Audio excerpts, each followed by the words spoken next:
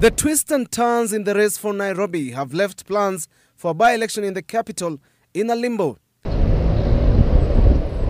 Independent Electoral and Boundaries Commission had announced 18th of February as the date when Nairobians would have gone to the polls to elect a substantive successor for Mike Sonko, with the race having attracted interest from at least 20 contestants.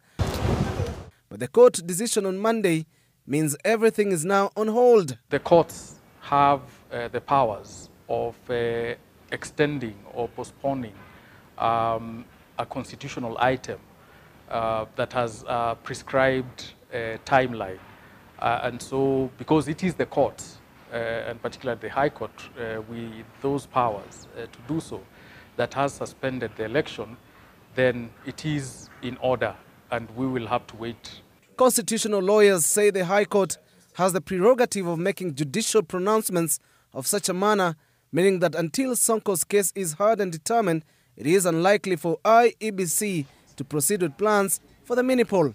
It cannot then be said that the 60 days that the Speaker has to act, and indeed for the IEBC to organize an election, will still be running.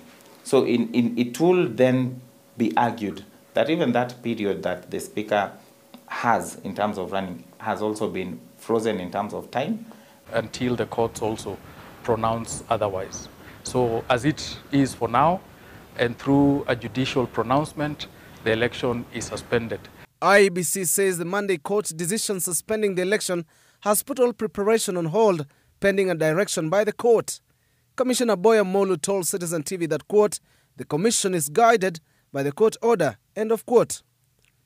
Article 182 of the Constitution, Clause 4 and 5, allows the Speaker to act as governor, but further says an election to the office of county governor shall be held within 60 days after the Speaker assumes the office of county governor.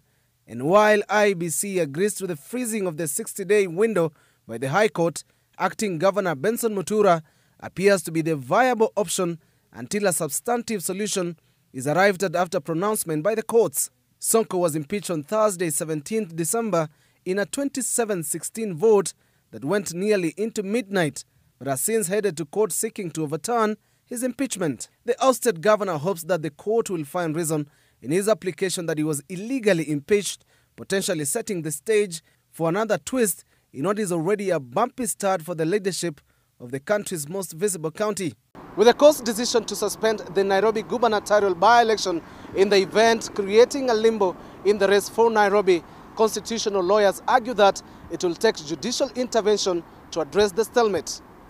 Elfas Lagat, Citizen TV, Nairobi.